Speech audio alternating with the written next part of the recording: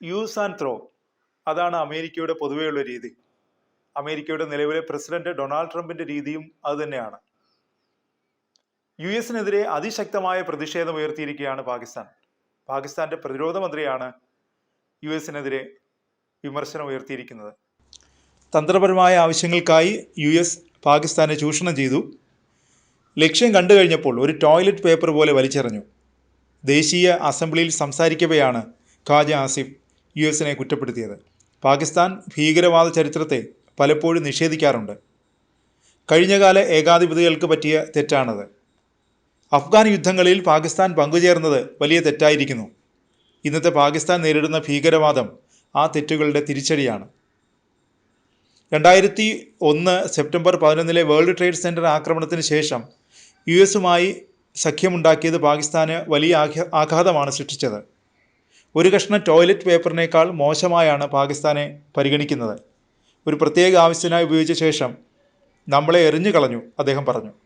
2001 ശേഷം U S നേതൃത്വത്തിലുള്ള യുദ്ധത്തിൽ പങ്കുചേർന്നപ്പോൾ പാകിസ്ഥാന് താലിബാനെതിരെ തിരിയേണ്ടി വന്നു. യു എസ് പിൻവാങ്ങിയപ്പോൾ ആക്രമണങ്ങളും തീവ്രവാദവും സാമ്പത്തിക തകർച്ചയും പാകിസ്ഥാനിൽ അവശേഷിച്ചു. അഫ്ഗാൻ പോരാട്ടങ്ങളിൽ പാകിസ്ഥാൻ പങ്കുചേർന്നത് മതപരമായ ബാധ്യത കൊണ്ടല്ല. ജിഹാദ് എന്ന പേരിൽ പാകിസ്ഥാനികളെ പോരാട്ടത്തിന് അയച്ചത് തെറ്റായ വഴിയായിരുന്നു. 2 മുൻ സൈനിക ഏകാധിപതികൾ അഫ്ഗാൻ യുദ്ധത്തിൽ പങ്കുചേർന്നത് ഇസ്ലാമിന് വേണ്ടിയിട്ടല്ല, മറിച്ചൊരു വൻ ശക്തിയെ പ്രീണിപ്പിക്കാൻ വേണ്ടിയായിരുന്നു. നമ്മുടെ ചരിത്രത്തെ നിഷേധിക്കുകയും തെറ്റുകൾ അംഗീകരിക്കാതിരിക്കുകയും ചെയ്യുന്ന ശീലമുണ്ട്. ഈ തെറ്റുകൾ വരുത്തിവെച്ച നഷ്ടങ്ങൾ നികത്താനാവാത്തതാണെന്നും ഖാജ ആസിഫ് പറഞ്ഞു. കഴിഞ്ഞ ദിവസം പാകിസ്ഥാൻ മുൻ പ്രധാനമന്ത്രി നവാസ് ഷെരീഫിൻ്റെ അടുത്ത അനുയായി ഇന്ത്യയെ പ്രശംസിച്ചിരുന്നു. അമേരിക്കയിൽ നിന്ന് മികച്ച വ്യാപാര കരാർ സ്വന്തമാക്കുകയും പകരം തീരുവ 50-ൽ നിന്ന് 18% കുറച്ചുകൊണ്ട് ഇളവുകൾ നേടുകയും ചെയ്ത ഇന്ത്യയെ പുകഴ്ത്തിയത് പാക് രാഷ്ട്രീയ നിരീക്ഷകനും പാകിസ്ഥാൻ ക്രിക്കറ്റ് ബോർഡ് മുൻ ചെയർമാനുമായ നജാം സേഥിയാണ്. ഒരു TV ചാനലിന് നൽകിയ അഭിമുഖത്തിൽ ഇന്ത്യയുടെ നീക്കങ്ങളെ അദ്ദേഹം പ്രശംസിച്ചു.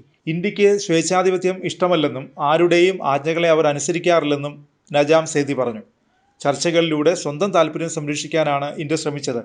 അതിൽ അവർ വിജയിച്ചു, നജാം സേഥി പറഞ്ഞു. യു എസ് പ്രസിഡന്റ് ട്രംപിനെ വിശ്വസിക്കാൻ കൊള്ളില്ലെന്നും അതേ അഭിമുഖത്തിൽ നജാം സേഥി പറഞ്ഞിരുന്നു.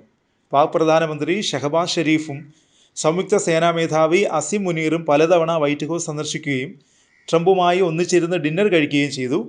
റെയർ എർത്ത് യു എസിന് വിൽക്കാമെന്ന് ഏറ്റു. ഇന്ത്യ പാക് സംഘർഷം അവസാനിപ്പിച്ചതിന് ട്രംപിനെ സമാധാന നോബലിന് നാമനിർദ്ദേശം ചെയ്തു. ഇതൊക്കെ വെറുതെ ആയില്ലേ എന്നും സേഥി ചോദിച്ചു.